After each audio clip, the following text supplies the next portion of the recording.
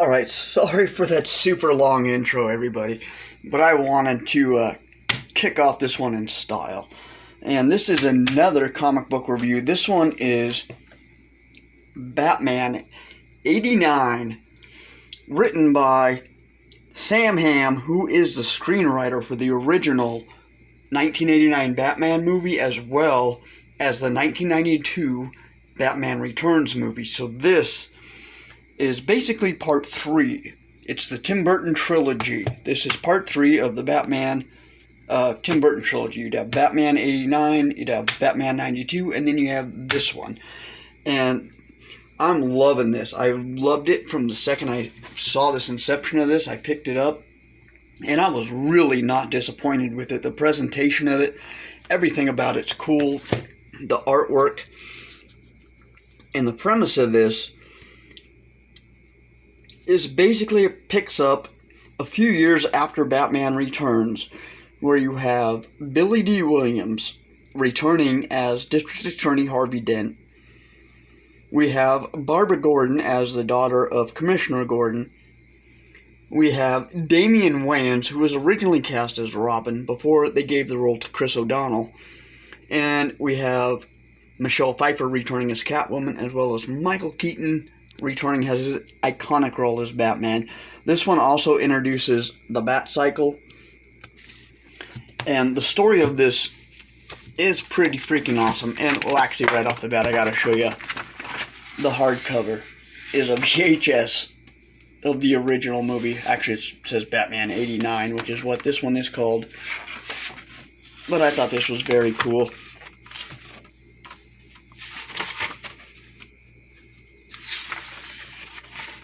And yeah, it plays out, since the screenwriter was the same screenwriter who wrote the first 2 Batman movies, it plays and looks and feels exactly like a Tim Burton movie. Like all the skyscrapers, they look like they're right out of the Batman, out of the Tim Burton Batman universe. And it starts off Harvey Dent, he's engaged to Barbara Gordon, or he's engaging to her. I'm not going to go over the whole story, but yeah, Batman's kind of keeping an eye on it. Harvey Dent's keeping an eye on City.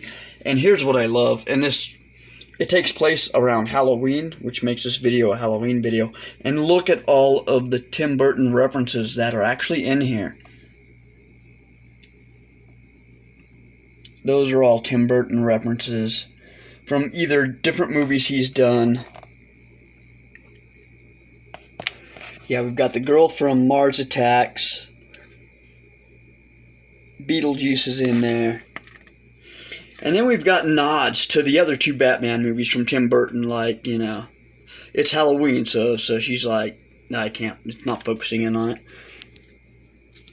But yeah, we've got this guy dressed up like the Joker. You've got guys dressed up as Batman. We introduce Harvey Dent's coin, and it goes into his backstory a little bit. And I love these references. You've got former members of the Joker gang, and even members of the Penguins gang are in there. Like, there's a lot of really cool references from the OG Batman movies that are in there. The original Batmobile, it's nice to see that. And Batman acts very wooden, very like he did in the rubber suit. They keep that in there. They make it look like that. And, yeah, they try to make him look like him. Alfred looks like him. Catwoman's in it. She's got a slightly altered suit.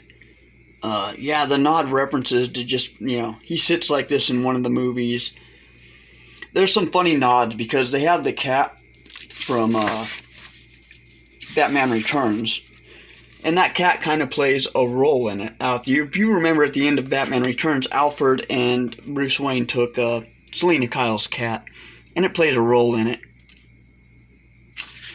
And yeah, the artwork in this is amazing. The whole story plays out just like the third movie would, and it feels really organic. It feels just like the third movie. And normally,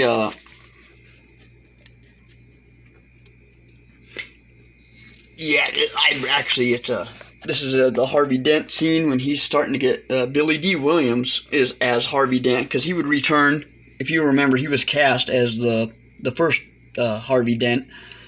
And he makes a perfect Harvey Dent. Normally, I'm not for, race swapping your characters or your villains, but Harvey Dent makes a perfect Two-Face in this comic book.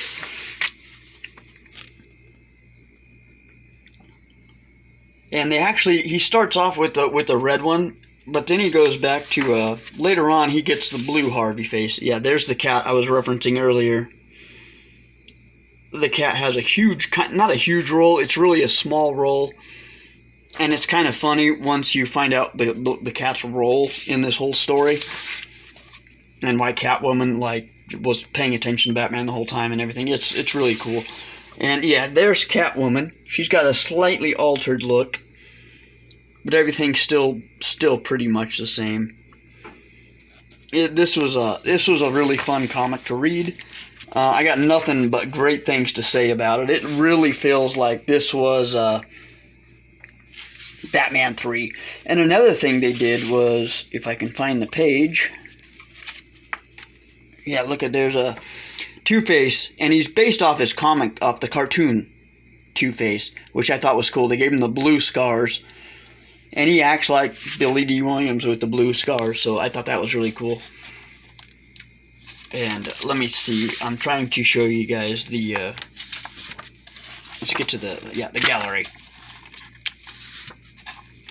There's the Bat Cycle. They've got a Bat Cycle similar to the Batmobile.